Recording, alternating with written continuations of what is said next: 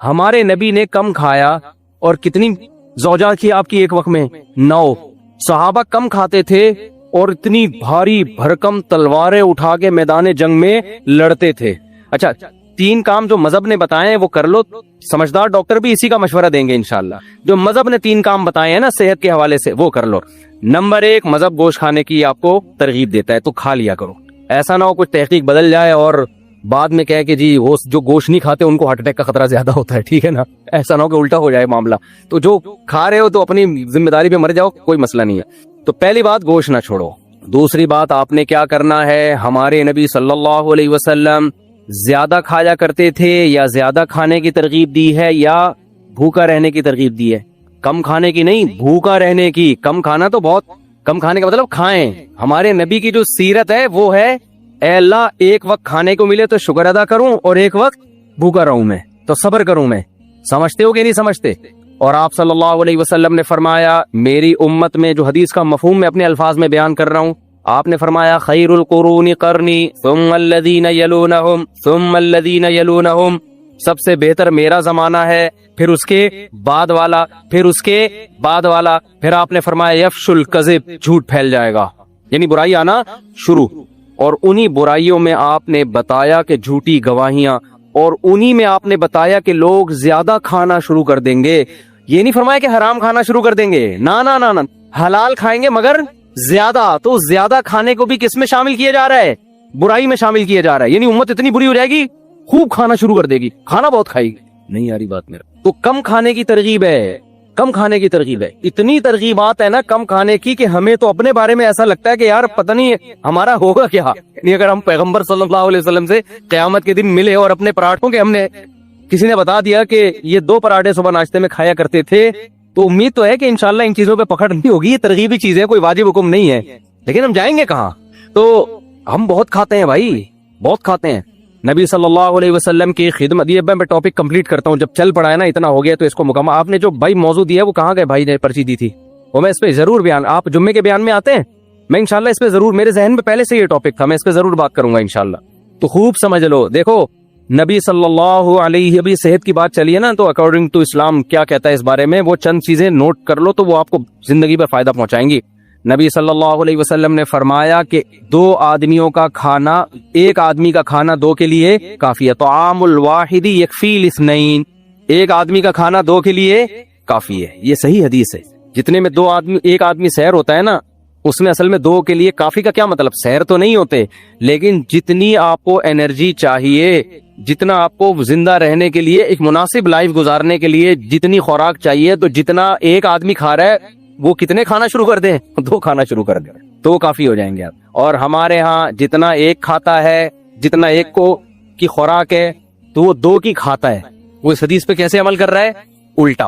جتنا ایک میں سیر ہو جاتا ہے نا, حدیث تو کہہ رہے تم ایک میں جتنا پیٹ بھر جاتا ہے تو آدھے میں اس کا آدھا کر دو.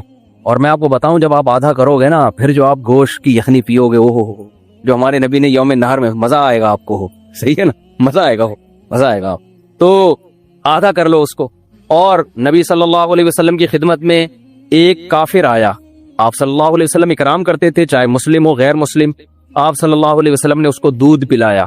ہمارے ہاں دودھ پیا جاتا ہے ناشتہ کرنے کے بعد, 2 پراٹھے کھانے کے بعد, پھر آپ 1 گلاس دودھ پیتے ہیں اور کہتے ہیں کہ کیلشیم ملے گا, فیٹ ملے گا. کچھ بھی نہیں ملے گا اس سے. ٹھیک ہے, کس کی کھانچے کہیں ہے ہی نہیں جہاں جا کے یہ فٹ ہو. ہم جو نبی کی سیرت میں دودھ دیکھتے ہیں نا, اس میں 2 چیزیں نظر آتی ہیں ہمیں. ایک تو شدید بھوک میں بھوک مٹانے کے لیے دودھ پیا گیا ہے, یعنی دودھ ایز اے کھانا استعمال کیا گیا ہے. ہمارے ہاں دودھ کو کھانا بولتے ہی نہیں ہے. دودھ جب شدید بھوک لگ رہی ہوگی نا, تو پہلے خوب بریانی اور نہاری طبیعت سے پھوڑنے پھاڑنے کے بعد پھر کہیں گے, کیونکہ حکیم صاحب نے کہا ہے کہ رات کو دودھ پی کے سونا چاہیے, لہذا پھر دودھ پی کے سو کے ایک دن دھماکے کے ساتھ پھٹ پٹا کے ہلاک ہو جائے گا. تو ہم نبی کی سیرت میں دیکھتے ہیں, غزوہ احد میں دیکھو نا, سب صحابہ کو شدید بھوک تھی, تو حضرت ابو ہریرہ رضی اللہ تعالیٰ عنہ کو نبی نے حکم دیا, یہ دودھ کا 1 پیالہ آیا ہے نا. شدید بھوک تھی صحابہ کو, 2 3 دن کے سے بھوک لگ رہی تھی, پیٹ پہ پتھر باندھے ہوئے تھے. تو آپ نے کیا فرمایا؟ حضرت ابو ہریرہ کہتے ہیں کہ 1 ہی پیالہ تھا, تو نبی صلی اللہ علیہ وسلم نے حکم دیا کہ دائیں طرف سے پلانا شروع کرو. تو کہتے ہیں میں نے سوچا کہ میں اتنا مجھے بھوک لگ رہی, میرے سے میں تو کچھ بھی نہیں آئے گا. اللہ نے برکت اتنی رکھی, تو سب نے سیر ہو کے پیا اس کو. حضرت ابو ہریرہ کے وہ برکت دے دی اللہ نے, ایک معجزہ نبی کا ظاہر ہوا. حضرت ابو ہریرہ نے پیا, کہتے ہیں اور پیو اور پیو, سیر ہو گئے حضرت ابو ہریرہ رضی اللہ تعالیٰ عنہ. اس طرح کی اور بہت ساری ہمیں مثالیں ملتی ہیں کہ شدید بھوک میں بھوک کس سے مٹائی ہے؟ دودھ سے. پھر دودھ جزو بدن بنتا ہے اور ایسا ٹھا کر کے جا کے باڈی کو لگتا ہے نا. تو دو چیزیں نبی نے بھوک میں استعمال کیا, دوسری چیز تازہ دودھ استعمال کیا آپ صلی اللہ علیہ وسلم نے, بوائل دودھ نہیں استعمال کیا, یعنی جہاں تک ہمارے معلومات ہے تازہ دودھ. اب میرے یہ کلپ چلایا گیا, کسی نے کہا دیکھو لوگوں کو کچا دودھ پینے کا مشورہ دے رہا ہے جراثیم والا, تو دودھ کچا جب پیو جو فوراً نکالو اور فوراً پی جاؤ. اگر رکھ لیا تو پھر کچے کا نہیں, ہم بھی کہتے ہیں بھائی وہ تو ڈاکٹر لوگ بولتے ہیں اس میں. اور پھر خاص طور پہ جو گوالا تو کچا بھی پلا رہا ہے نا, تو اس میں گوالا بھی تو دے رہے ہیں نا دودھ. تو بھینس جتنا دے رہی ہے اس میں گوالا کا بھی اتنا اپنا خون پسینہ شامل ہے, گوبر کی چھیٹیں اور پتہ نہیں کیا کہ اس کو تو لازمی اپنی گائے ہو, اپنی بکری ہو اور تمیز سے تھن دھو کے تمیز سے نکالا ہو تو وہ کچا ہی بہترین ہے. وہ آپ میرے مشورے پہ پی کے دیکھیں, آپ کو بوائل میں اور کچے میں زمین آسمان کا فرق لگے گا. آپ ایسے ٹماٹر ہونا شروع ہو جاؤ گے, پیٹ بہت اچھا ہو جاتا ہے, بہت سارے فائدے ہوتے ہیں. تو ہمارے نبی نے ہمیشہ دودھ حلب الشاۃ, دودھ نکالا اور دودھ پیا, کچا پیا ہے. تو یہ دو چیزیں. خیر, تو میں اس کر رہا تھا کہ ایک کچھ لوگ آئے آپ صلی اللہ علیہ وسلم کی خدمت میں, تو ان میں غیر مسلم بھی تھا, تو آپ نے اس کا اکرام کس سے کیا؟ بھوک لگ رہی تھی سب کو تو آپ نے دودھ پلایا. انہوں نے 7 پیالے دودھ پیے اس غیر مسلم نے. پہلے کے پیالے بھی بڑے بڑے ہوتے تھے, ایک پیالہ آپ نے فرمایا اور اس نے کہا, دوسرا آپ نے فرمایا اور اس نے کہا, اور 7 پیالے پی گیا. 8ویں پہ اس نے کہا بس میرا پیٹ بھر گیا, سیر ہو گیا, چلا گیا, مسلمان ہو گیا. وہ نبی کے اخلاق اور آپ کی سیرت کو دیکھ کر اگلے دن دوبارہ آیا, پھر آپ نے دودھ پیش کیا, اس نے 1 پیالہ پیا, آپ نے دوبارہ پیش کیا, اس نے کہا شبیعتو, میں سیر ہو گیا. نہیں یہ بات سمجھ, حالانکہ اس کو نبی نے کم کھانے کی ترغیب, اس کو تو اسلام ابھی سیکھنے کا موقع ہی نہیں ملا نا. تو ایسے موقع پہ آپ نے فرمایا الکافر یأکل فی 7 امعاء, کافر 7 آنتیں بھرتا ہے, والمؤمن یأکل فی معن واحد, مومن 1 آنت بھرتا ہے. کیا مطلب؟ مومن کی خوراک کافر سے 7 گنا کم ہوتی ہے. ان صحابی کو نہ یہ پتا تھا کہ اس کو میڈیکلی مجھے کوئی فائدہ ہوگا اس کا, یہ بھی نہیں معلوم تھا. کوئی ڈاکٹر تھے اس زمانے میں سمجھانے والے نہ, انہوں نے نبی سے کم کھانے کی ترغیبیں سنی تھی.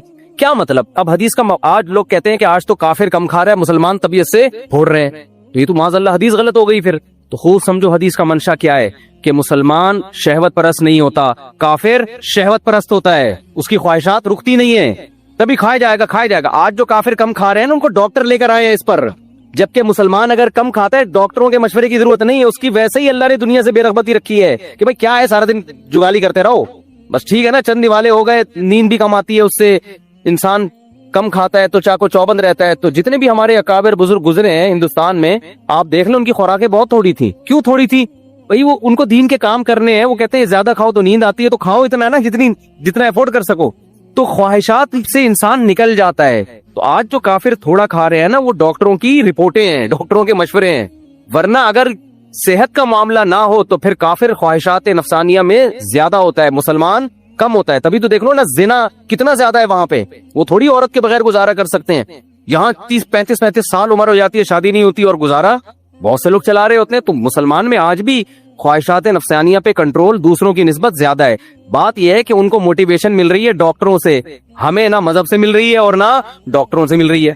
ڈاکٹر صاحب کو آپ کسی دعوت میں لے جائیں, آپ سے زیادہ ڈبل, وہ ڈاکٹر جو میرا بیان نہیں سن رہے ان کی بات کر رہا ہوں, وہ آپ سے زیادہ ڈبل آپ جائیں, وہ سگریٹ پی رہے ہوں گے, تو آدمی کہتا ہے یار جب اتنی نقصان دہ تو یہ کیوں پی رہا ہے بھائی, ٹھیک ہے نا. تو اب خوب سمجھو, نبی صلی اللہ علیہ وسلم نے کیا فرمایا, مسلمان 1 آنت بھرتا ہے اور کافر 7 آنتیں بھرتا ہے, یعنی اس میں خواہشات نفسانیہ کم ہوتی ہیں. تو آپ نے ان صحابی کو اپریشیٹ کیا کہ نہیں کیا؟ اگر یہ عمل غلط ہوتا تو آپ ان سے کہتے کہ تم جب کافر تھے تو تم نے 7 پیالے پیے تھے, تم نے اسلام قبول کر کے صرف 1 پیالہ پیا, یہ بالکل ٹھیک نہیں ہے, اس سے تمہارے جسم میں کمزوری ہو جائے گی. نہ نہ نہ, حالانکہ نبی صلی اللہ علیہ وسلم امت مسلمہ کو کمزور دیکھنا نہیں چاہتے. اگر یہ چیز کمزوری کا سبب ہوتی تو ہمارے نبی کیا فرماتے کہ کمزور مومن اللہ کو طاقتور سے زیادہ محبوب ہے, لہذا کم کھاؤ تاکہ کمزور ہو جاؤ. ہم تو یہ دیکھتے ہیں, اسی کو نبی صلی اللہ علیہ وسلم نے بیان کیا, یا بنی آدم کلکم خطاؤن, اے بنی آدم, اللہ فرماتے ہیں تم میں سے ہر شخص غلطی کرتا ہے, وَخَيْرُ الْخَطَّائِينَ التَّوَّابُونَ, سب سے بہتر غلطی کرنے والے وہ ہیں جو توبہ کر لیں. تو کعب ابن مالک کو جو اتنا بڑا مقام ملا, اگر وہ غلطی نہ کرتے تو یہ مقام ملتا اس لیے علماء کہتے ہیں بعض دفعہ انسان گناہ کر کے ایسے مقامات تک پہنچ جاتا ہے جہاں تک وہ نہیں پہنچتا جس نے گناہ نہ کیوں. اب یہ عجیب بات ہے نا, یہ باتیں بتائی نہیں جاتی. کیوں بتائی نہیں جاتی؟ کہ اس بہانے لوگ گناہ نہ کرنا شروع کر دیں. تو اصل میں وہ گناہ کی وجہ سے نہیں پہنچتا, گناہ سے توبہ اس نے ایسی خاندانی کی ہوتی ہے کہ گناہ کرنے سے پہلے جو اس کا تعلق تھا نا اللہ سے, گناہ کے بعد جب توبہ کی ہے تو پہلے سے بھی زیادہ مضبوط تعلق ہو گیا.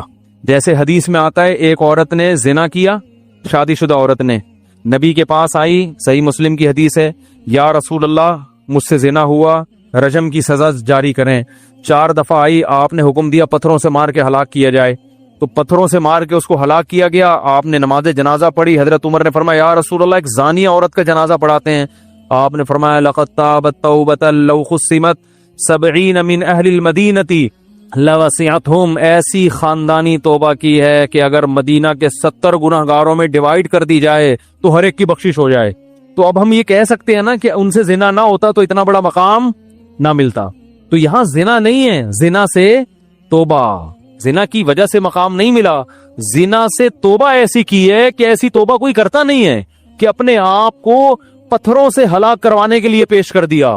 یہ بڑی بات ہے نا کہ اتنا آخرت کا خوف کہ مجھے دنیا میں سزا چاہیے, آخرت میں نہیں چاہیے. حالانکہ پتہ بھی ہے کہ توبہ کر لو گے تو معاف ہو جائے گا, لیکن تسلی نہیں ہو رہی, نہیں بھی سزا چاہیے. تو اس سے پتہ چلتا ہے بھائی غلطی کوشش کرو غلطی نہ ہو.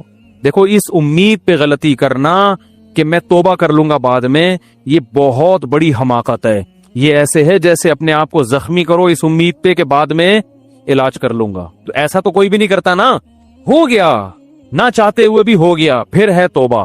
تو کعب ابن مالک نے یہ سوچ کے تھوڑی غزوہ تبوک سے پیچھے رہ گئے تھے کہ بعد میں توبہ کروں گا, بلکہ وہ تو شیطان نے ورغلایا اور کھیتیاں پکی ہوئی تھیں, پورے سال باغ پہ محنت کی تھی, گرمی تھی, اب کھجور کھانے کا وقت آیا, سارے سال کی محنت ضائع ہوتے ہوئے نظر آ رہی ہے کہ تبوک میں چلے گئے تو, اور پھر یہ بھی سوچ رہے ہم تو ہر جنگ میں شریک رہے ہیں تو اس میں نہیں گئے تو کیا ہو گیا. تو اس طرح سے شیطان نے کیا کیا, روک لیا.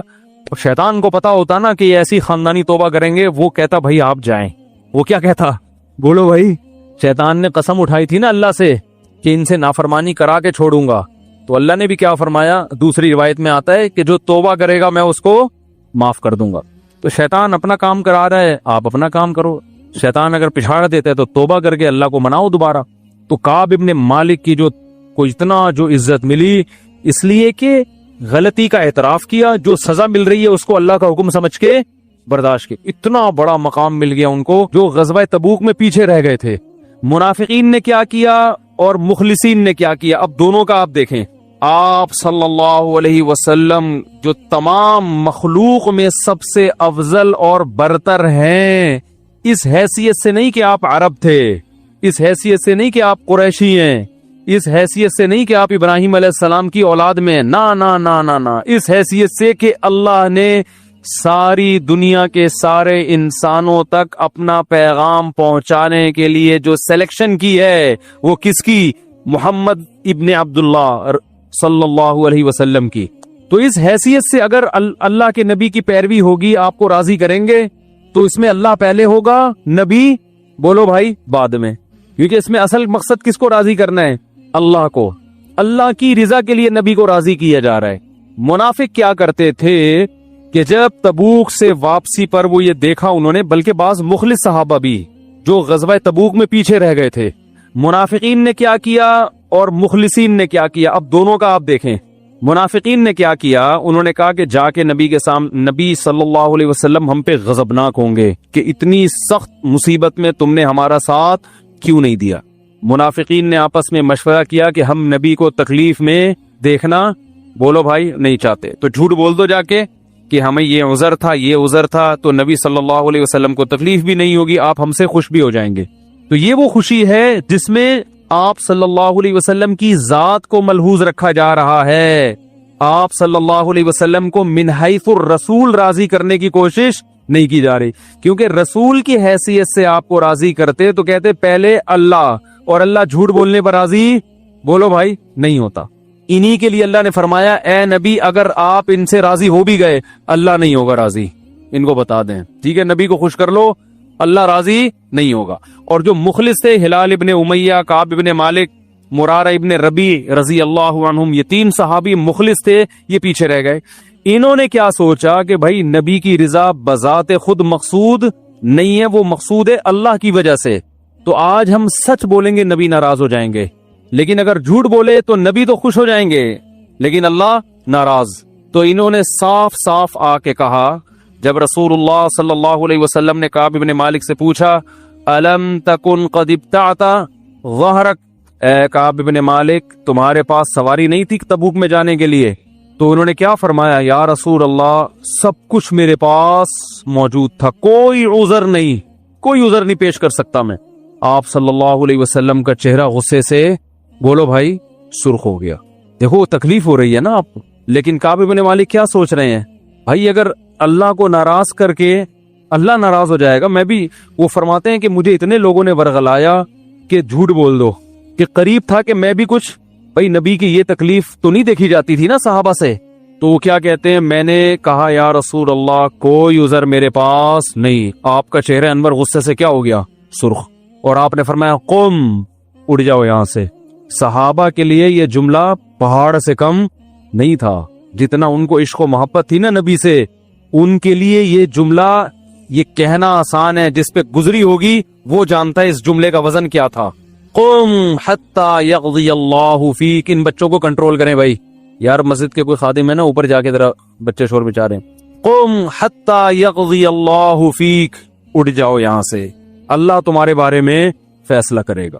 اور یہ بھی نہیں کہ وقتی جذباتوں، آپ صلی اللہ علیہ وسلم نے تینوں صحابہ کے بارے میں حکم دیا کوئی ان سے بات چیت نہیں کرے، اتنا سخت بائیکاٹ کروایا کہ فرماتے ہیں کہ ہمارے لیے مدینہ کی گلیاں جنبی ہو گئی تھیں، حتیٰ کہ ان کی بیویوں نے بھی نبی سے آ کے پوچھا یا رسول اللہ ہمیں ساتھ رہنے کی اجازت ہے؟ آپ نے فرمایا تم بھی علیحدگی اختیار کر لو، بیویوں کو حکم دیا۔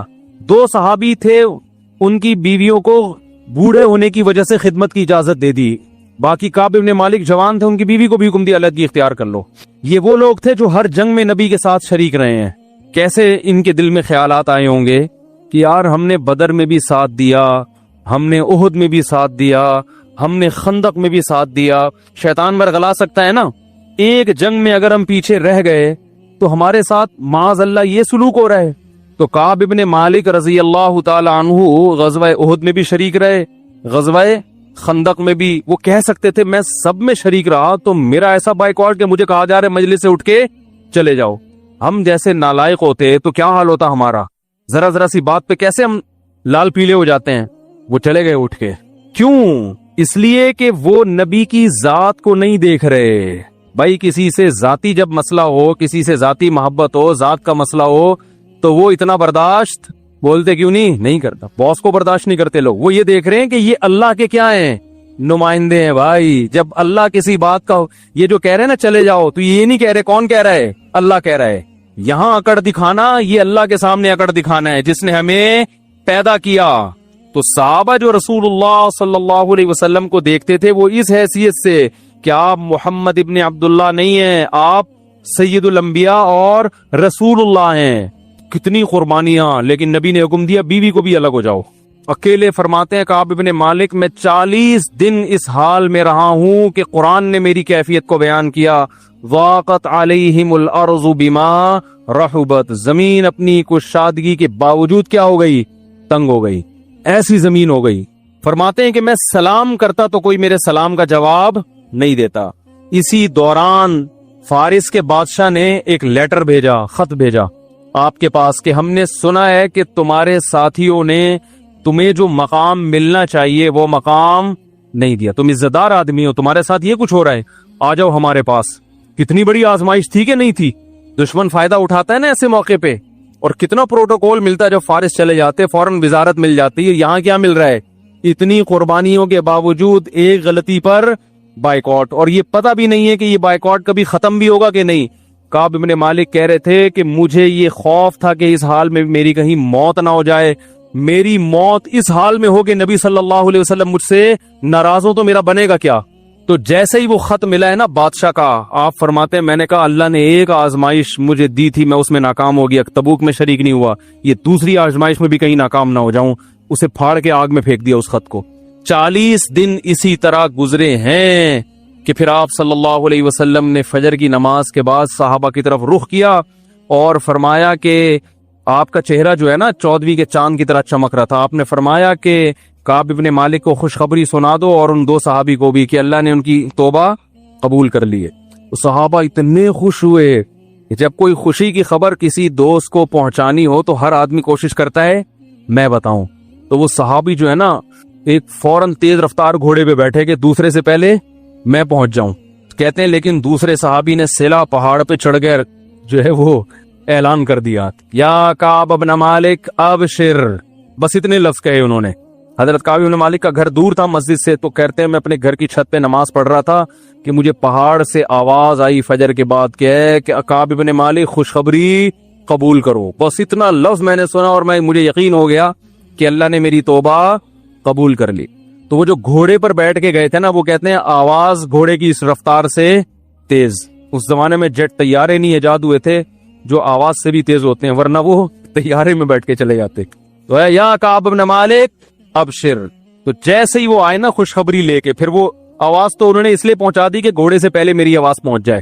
تو جیسے ہی آواز پہنچی ہے تو 2 صحابی نے خوشخبری دی تھی, ایک گھوڑے پہ آئے اور دوسرے وہیں سے اعلان کر کے پھر پیدل آ گئے. انہوں نے کہا جو بات تھی پہنچانی تھی پارسل تو کر دی ہے, اب آرام آرام سے آ جاؤ. جب یہ آئے ہیں تو حضرت کعب ابن مالک اتنے خوش تھے, فرماتے ہیں میرے پاس صرف ایک کرتا تھا اور کچھ بھی نہیں تھا, تو میں نے وہی ان کو ہدیہ کر دیا, 2 کرتے یا 1 کرتا, کیونکہ انہوں نے خوشخبری سنائی ہے نا.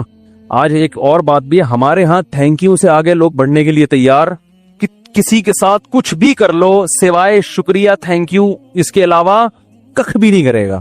اور رفیع بھائی پہلے رشتوں کا کام کر رہے تھے نا, میں نے ان سے کہا فیس رکھے, کہہ رہے نہیں یار, تو بیچارے اپنے خون پسینے بہا کے کسی کا نکاح کراؤ, روکڑا جیب سے, چلو اگلے نے فیس نہیں رکھی, آپ خوش ہو کے ہدیہ دے دو بھائی, کیا خیال ہے یار, آپ نے مجھے رشتہ دلا دیا, میں تو عرصے سے تلاش کر رہا تھا, آپ کا بہت شکریہ, یہ میری طرف سے آپ کے لیے کیا ہے, گفٹ ہے. یہ خاندانی ہونے کی علامت ہوتی ہے انسان کے.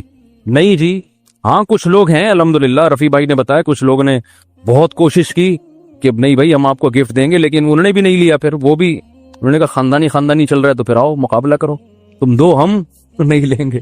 تو لیکن میجورٹی کی جو ہمارے قوم کی حالت ہے نا, یہ ان سے نچوڑ کے نکالو تو ٹھیک ہے, ٹوپیاں کرا کے پیسے کماؤ, چیزیں پہناؤ ان کو, پھر پیسے نکالو تو ڈبل دے دیں گے. تو یہ صحابہ کی سنت ہے. انہوں نے کہا خوشخبری دی ہے انہوں نے مجھے, اتنی اچھی خبر ہے, تو اچھی خبر پہ کچھ تو ہونا چاہیے نا. تو جب کوئی اچھی خبر دیا کرے نا, کچھ نہ کچھ کوئی خوشخبری سنایا کرے, کچھ گفٹ دے دیا کرے اس کو. تو خیتے میں خیر مسجد میں آیا تو میں نے دیکھا کہ استنار وجہہ کأن وجہہ قطعۃ قمر, آپ کا چہرہ ایسے چمک رہا تھا جیسے چاند کا ٹکڑا. اور بشارت کے الفاظ جو نبی کی زبان سے نکلے اس وقت, یا کعب بن مالک ابشر بخیر یوم مر علیک منذ ولدتک امک. کیا مزہ آیا ہوگا حضرت کعب بن مالک کو یہ سن کے. اے کعب, میں تجھے خوشخبری دیتا ہوں ایسے دن کی کہ جب سے تیری ماں نے تجھے جنا ہے, ایسا خوشی کا دن آج تک تیری زندگی میں نہیں آیا. ایسے دن کی مبارکباد. ہم مبارکباد دیتے ہیں بھائی عید کا دن ہے, مبارک ہو, آپ کی شادی ہو گئی, سمجھ میں نہیں آ رہا مبارک دیں یا کیا, ابھی تو بعد میں پتہ چلے گا, آپ کے بچہ پیدا ہو گیا مبارک ہو, ایسا ہی ہوتا ہے نا. یہ الفاظ ہم نے کسی کو کہے ہیں کہ آج ایسا دن ہے کہ جب سے پیدا ہوئے ایسا دن آپ کی خوشی کا آپ کی زندگی میں نہیں آیا, تو ایسی خوشی کے دن کی مبارکباد. تو نبی کے الفاظ کیا ہیں, ابشر بخیر یومن, سب سے بہترین دن, یعنی خوشی کے لحاظ سے. ویسے تو بہترین دن وہ تھا جس دن آپ نے اسلام قبول کیا نا, لیکن خوشی جس دن سب سے زیادہ ہو رہی ہے, آپ نے فرمایا جب سے تمہاری ماں نے تمہیں جنا ہے ایسا خوشی کا دن تمہاری زندگی میں نہیں آیا, اس دن کی مبارکباد قبول کرو.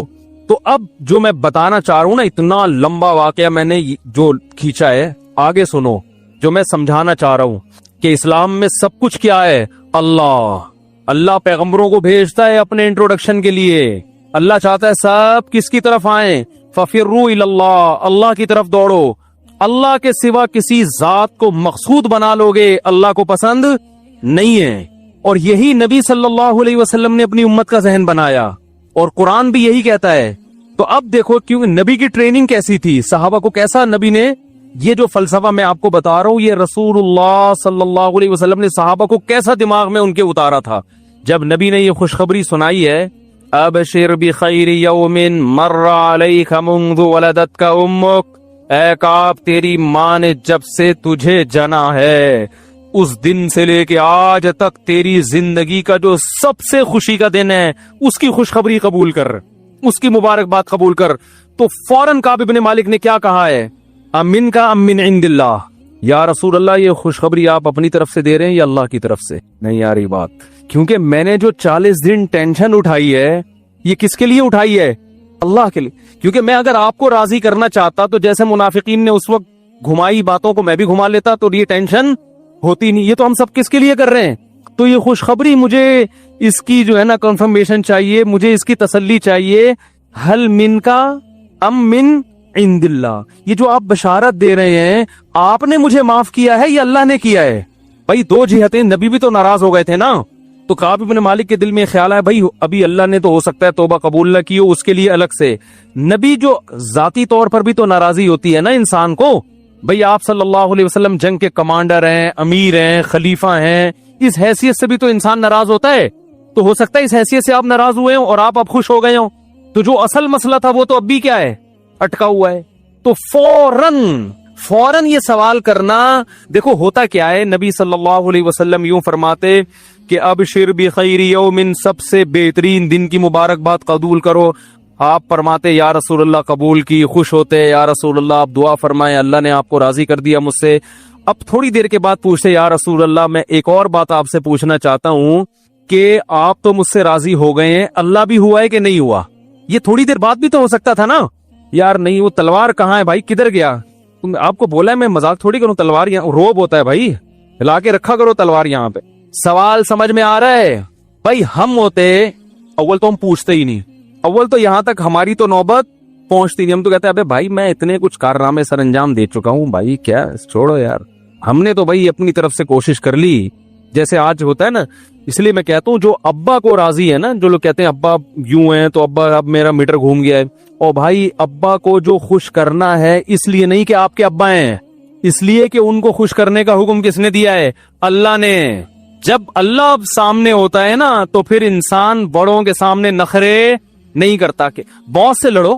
بھائی آپ نے کمپنی کے لیے بہت کچھ خدمات کی، ایک دفعہ آپ کی سے غلطی ہو گئی، باس نے کہا بھائی نکل یہاں سے، میں تیرا بائیک آؤٹ کروں گا، آپ جو جاؤ اڑے، تمہارے باپ کا تھوڑی کھاتے ہیں، تنخواہ لیتے ہیں، اچھا لگتا ہے، خدا میں آپ کو ایوارڈ دوں گا۔ یہ غیرت مند ہونے کی کیا ہے؟ کیونکہ باس کو جو خوش کر رہے ہو اللہ کے لیے تھوڑی، باس کو بھائی پیسوں کے لیے خوش کرتا ہے آدمی، یار باس سے بنا کے رکھو، تنخواہ ٹائم پہ ملے گی، اور فری پھوکٹ میں تھوڑی آپ اس کی کمپنی چلا رہے ہو، وہ بھی تو کما رہا ہے نا۔ ارے وہ بھی کما رہا ہے تو وہ بھی آپ کو دے رہا ہے، تو دونوں ایک دوسرے فائدہ اٹھا رہے ہیں، کسی کا کسی پر احسان نہیں ہے۔ تمیز سے چلے گا نہیں چلے گا جا اڑے یہاں سے، اڑے تڑے کر کے بات کرو آپ، وہاں ایسا نہیں ہوتا۔ اور باپ کا جو حیثیت ہے نا ماں اور باپ کی، وہ یہ نہیں ہے کہ آپ کے ابا ہیں تو ابا اچھے چل رہے تھے تو آپ بھی اچھے چل رہے تھے، ابا کا میٹر شارٹ ہو گیا تو آپ نے 2 دفعہ برداشت کیا، تیسری دفعہ میں آپ نے کہا ابا میں اب اس سے زیادہ برداشت نہیں کر سکتا، ایسی کی تیسی۔ نا نا نا نا، ابا کو جو راضی کرنا ہے وہ ابا کے لیے نہیں، وہ کس کے لیے؟ اللہ کے لیے۔ کیونکہ ابا کی بھی 2 حیثیتیں ہیں، یعنی ابا سے جو اچھا سلوک کرتے ہو 2 وجہ سے، ایک تو اس لیے کہ ابا ہیں، تو یہ تو ہندو بھی کرتا ہے، اتنا نہیں کرتے جتنا مسلمان کرتے ہیں، لیکن بہرحال کرتے تو رسپیکٹ تو دیتے ہیں نا۔ انگریز بھی، میں نے ایک انگریز کو دیکھا آسٹریلیا میں اپنی بوڑھی ماں کو گلے مل کے ایسے کھڑا ہوا ہے، مجھے بڑا اچھا لگا یار، بوڑھی ماں تھی ایسے گلے مل رہا ہے، میں نے کہا کہاں کیا ہو رہا ہے، پتہ چلا کہ وہ کسی دوسرے ملک جا رہی ہے اماں، مجھے اچھا لگا یار، چلو کافر ہیں مگر اپنی ماں کو عزت دے رہا، کافی دیر تک اپنی ماں سے گلے مل کے چپکا رہا، وہ بڑا اچھا لگ رہا تھا مجھے۔ تو وہ بھی دیتے ہیں بھائی، چاہے تھوڑی دیر کے لیے دے رہا ہو، پھر واپسی پہ اولڈ ہوم میں کرا دے، ہو سکتا ہے نہ کرا رہا ہو، سارے تھوڑی کراتے ہیں، بہت سے گھر میں بھی رکھتے ہیں ابا اماں کو، لیکن یہ رسپیکٹ دینے کی وجہ کیا؟ یہ کیا ہے؟ اماں۔ ہم جو ماں باپ کو عزت دیتے ہیں بھائی، یہ غلط فہمی دماغ سے نکال دو، وہ اس لیے نہیں دے رہے کہ محض اس لیے کہ ابا ہیں اور یہ اماں ہیں، بلکہ اس لیے کہ اللہ نے فرمایا وَوَصَّيْنَا الْإِنسَانَ بِوَالِدَيْهِ، اللہ فرماتے ہیں تیرے باپ نے تجھے اپنی رسپیکٹ کا حکم نہیں دیا، میں نے حکم دیا تجھے کہ اپنے باپ کی عزت کر، اور حکم نہیں دیا، وصیت کی ہے جو حکم سے بڑھ کر چیز ہے۔ تو جب اللہ کی وجہ سے کسی کو عزت دی جاتی ہے تو پھر وہ کیفیت ہوتی ہے جو کس کی تھی؟ کعب بن مالک رضی اللہ عنہ کی تھی۔ بہت مشکل ہے بھائی، بات سمجھانا بہت مشکل ہو گیا۔ تو پھر سمجھ میں کیوں نہیں آ رہی؟ اگر اتنا آسان ہے تو رپورٹیں تو وہی آ رہی ہیں جو میرا بیان سن رہے ہیں، ان کی رپورٹیں بھی کوئی اتنی اچھی کہ بھئی چلو سن کے اتنے اچھے بن گئے کہ اب وہ ویسے کے ویسے ہی ہیں. تو رپورٹ جب تک نہیں آئے گی اس کا مطلب بیان سمجھ میں نہیں آ رہا. تو خیر، کعب ابن مالک کو نبی نے کیا فرمایا؟ خوشخبری قبول کرو. تو ایسا لگتا ہے فوراً جب کہا نا من کا من ام من عند اللہ، اس کا مطلب ان کے دماغ میں بس ایک چیز سوار ہو گئی تھی کہ کس کو راضی کرنا ہے؟ اللہ کو. اس لیے فوراً پوچھا یا رسول اللہ یہ خوشخبری آپ کی طرف سے ہے یا اللہ کی طرف سے؟ نبی نے فوراً جواب. نبی بھی غضبناک نہیں ہوئے. ہاں میں کہہ رہا تھا اگر ہم ہوتے، پیر صاحب ہوتے جو مارکیٹ میں چل رہے ہیں، میں اپنے مرید سے کہتا، پہلے کئی دن ناراض رہتا، میں کہتا اب میں خوش ہو گیا ہوں. پیر وہ مرید کہتا کہ آپ کو اللہ کی طرف سے کوئی الہام ہوا ہے یا اللہ بھی مجھ سے خوش ہو گیا ہے. تو پیر کو غصہ آتا، اب تو میں جب خوش ہو گیا تو اس کا مطلب اللہ بھی کیا ہے؟ خوشی ہے. یہی ہوتا ہے نا بھائی، میں اور اللہ میں کوئی فرق معاذ اللہ ہے ہی نہیں. پیر صاحب خوش ہیں تو کون خوش ہے؟ اللہ خوش ہیں. پیر صاحب ناراض ہیں تو کون ناراض ہیں؟ اللہ ناراض. تو خیر رسول اللہ صلی اللہ علیہ وسلم سے فوراً کعب ابن مالک نے پوچھا یا رسول اللہ امن کا ام من عند اللہ، یہ جو خوشخبری آپ دے رہے ہیں کہ ایسا دن میری زندگی میں کبھی بھی نہیں آیا، اس دن کی مبارک بات جو آپ دے رہے ہیں یہ مبارک بادی آپ کی طرف سے ہے یا اللہ کی طرف سے؟ آپ نے فرمایا لا بل من عند اللہ. آپ اور خوش ہوئے، فرمایا نہ میری طرف سے نہیں بلکہ کس کی طرف سے؟ اللہ کی. یعنی گویا بزبان حال بتایا کہ میں بھی جو اتنا خوش ہوں اس لیے کہ کس کی طرف سے بشارت ہے؟ اللہ کی طرف سے. جب اللہ خوش ہو گیا تو میں کیوں خوش نہیں ہوں گا؟ سمجھ میں نہیں آ رہی میرا خیال ہے. تو کعب ابن مالک کہتے ہیں میں نے یہ عزم کیا کہ میں، اچھا اب دیکھو خاندانی لوگ تھے نا، وہ جو خوشخبری سنانے کے لیے آ رہا ہے اس کو بھی ہدیہ دے رہے ہیں، اور جب نبی سے تصدیق ہو گئی کہ اللہ نے وہی نازل کی، اور یہ سورہ توبہ میں یہ آیتیں ہیں وَعَلَى الثَّلَاثَةِ الَّذِينَ خُلِّفُوا، اللہ نے ان 3 کی توبہ بھی قبول کر لی. تو کعب ابن مالک کہتے ہیں میں سوچ بھی نہیں سکتا تھا کہ اللہ میری توبہ کو قرآن کا جز بنا دیں گے، قرآن کا جز بنا دیں گے جو ہمیشہ پڑھا جائے گا. دیکھو حضرت کعب ابن مالک کو اتنا پروٹوکول کیوں ملا ہے قرآن کی طرف سے، یہ سمجھنے کی چیز ہے. جو غلطی کرتا ہے اس کو تو پروٹوکول نہیں ملنا چاہیے نا. یار کاش یہ باتیں سمجھ میں آ جائیں یار. آج پورا معاشرے کے فالٹ ہی یہی ہے، معاشرے میں فالٹ ہی یہی چل رہا ہے. مارکیٹ میں آپ کسی کو بولتے ہو نا میں نے غلط کیا ہے، وہ سمجھے گا اگر میں نے مان لیا نا میں نے غلط کیا تو میری بے عزتی ہو جائے گی، یہ سمجھا جائے گا کہ میں کیا کرتا ہوں؟ غلط کرتا ہوں، لہذا میری کسی بات پر آئندہ اعتماد ختم ہو جائے گا، لہذا اب اس کو صحیح کرنے کی کوشش میں لگ جاتا ہے انسان. باس اپنے ملازم سے بول دے کہ تم نے غلط کیا، وہ مانے گا ہی نہیں، کیونکہ مان لیا تو مطلب کیا ہے یار ہم تو پھر غلط آدمی، ہم تو غلط بھی کرتے ہیں. باس نے غلط کیا، کسی نے کہا کہ سر آپ یہ غلط کر رہے ہیں، وہ مان لے گا میں نے غلط کیا، تو نتیجہ کیا نکلے گا؟ وہ سمجھے گا کہ میری بےزتی ہو جائے گی، میری بےزتی ہو جائے گی تو پھر میرے اعتماد ختم ہو جائے گا، اعتماد ختم ہو جائے گا تو وہ یہ تو بندہ ہی ٹھیک نہیں ہے. جب بندہ ہی ٹھیک نہیں ہے تو میری کوئی بات پھر تو ہر بات ہی غلط ہوگی. تو وہ کہتا نہیں میں نے غلط نہیں کیا. اور میاں بیوی کا تو صبح شام سیٹ اپ ہی یہی ہے. شوہر بیوی کو بولے تم نے غلط کیا، مان لے گی؟ ہو ہی نہیں سکتا. میں غلط، اور بیوی شوہر کو بولے تم نے غلط کیا ہے، وہ پہلے سے اعتراف کر کے بیٹھا ہوا ہوتا ہے میں نے کبھی صحیح بھی کیا ہے، یعنی مطلب وہ بھی نہیں مانتا. پہلے میں نے صحیح کہا تھا اب تھوڑا چینج کر رہا ہوں اپنا بیان، وہ بھی نہیں مانے گا. اور حقیقت ہے نہیں مانتے، چینج نہیں کر رہا، حقیقت بیان کر رہا ہوں، واقعی نہیں مانتے. ہمارے پاس کیس آتے رہتے نا، اپنی غلطی کمبخت کوئی سننے کے لیے تیار نہیں ہے، ماننا تو دور کی بات. تو دیکھو یہاں حضرت کعب ابن مالک سے غلطی ہوئی، پروٹوکول اتنا ملا کہ قرآن میں ان کے لیے آیتیں اتر گئیں کہ تم 3 کی توبہ اللہ نے قبول کر لی ہے. ایسا اتنی عزت، 3 سارے جانتے تھے یہی 3 ہیں. کتنا خوش ہوئیں گے ہمیشہ تراویح میں قیامت تک ہمارا نام لیا جا، ہمارا تذکرہ ہوتا رہے گا ہمیشہ. کتنا خوش ہوئے ہوں گے وہ. یہ اتنا پروٹوکول غلطی کرنے کی وجہ سے نہیں ملا، غلطی تسلیم کرنے پر ملا ہے کہ غلطی کی جو سزا ہے اس کو کیا کیا جا رہا ہے؟ ایکسپٹ کیا جا رہا ہے، قبول کیا جا رہا ہے. اسی کو نبی صلی اللہ علیہ وسلم نے بیان کیا یا بنی آدم کلکم خطاؤن، اے بنی آدم اللہ فرماتے ہیں تم میں سے ہر شخص غلطی کرتا ہے، وخیر الخطائین التوابون، سب سے بہتر غلطی کرنے والے وہ ہیں جو توبہ کر لیں. نہ تو آپ ایسے ہو سکتے ہیں کہ آپ سے کبھی غلطی نہ ہو. تو ہاں اب جو میں بات کر رہا تھا، جب توبہ قبول ہوئی ہے، توبہ جب کعب ابن مالک کی قبول ہوئی، بری سنائی گئی ہے، تو خوشخبری دینے والے کو بھی کیا کیا؟ گفٹ دیا نا. تو اب جب نبی نے بتایا کہ اللہ نے توبہ قبول کر لی ہے، تو پہلے تو تسلی کی کہ اللہ نے کی ہے یا آپ نے معاف کی ہے؟ تو بتایا اللہ نے. تو فوراً اگلا جملہ پتہ ہے کیا تھا؟ یا رسول اللہ اس مال کی وجہ سے میں جہاد سے پیچھے رہ گیا تو یہ سارا مال صدقہ. یہ توبہ بھی کیا ہے؟ تبھی تو یار یہ صحابہ تھے بڑے خاندانی. عرب کو آپ جو اس دور میں عرب تھے نا، بعض مورخین ان کا بہت ہی بھیانک نقشہ کھینچتے ہیں کہ بڑے ایسے تھے. ایسا نہیں ہے بھائی، ان میں کچھ برائیاں ضرور تھیں مگر بلڈ کیا تھا. کیونکہ خاندانی لوگوں میں اللہ نے اپنے پیغمبر کو بھیجا ہے کہ کل قیادت ان کے ہاتھ میں آئے گی. بنی اسرائیل کو میں اللہ نے موسیٰ علیہ السلام کو تو بھیجا مگر بنی اسرائیل کو پوری دنیا کی قیادت اللہ دینا چاہتے ہی نہیں تھے. اور موسیٰ علیہ السلام آخری نبی بھی نہیں تھے، ان کے بعد بھی نبیوں کا سلسلہ جاری ہونا تھا، تو اللہ نے بنی اسرائیل دے دی. کیسے نالائق تھے نا، کہیں سے بھی خاندانی واندانی چیزیں تھیں ان کے اندر. چند ایک کو چھوڑ کر چند ایک کی تو اللہ نے تعریف کی ہے، لیکن بنی اسرائیل میں اکثریت کیا تھی؟ جس بات کا حکم دو یہ ہر بات میں. اور یہ سخاوت تو تھی نہیں.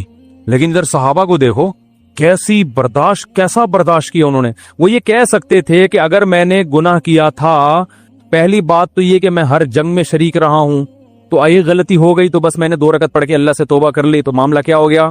کیونکہ مسئلہ تو یہی ہے کہ توبہ کر لو تو اللہ کیا کر دیتا ہے؟ معاف. ہماری تو ایسے ہی توبہ ہوتی ہے، کوئی غلطی ہوئی بلکہ اتنا بھی نہیں تکلف، استغفر اللہ، بس چلو سب کیا ہو گیا؟ معاف.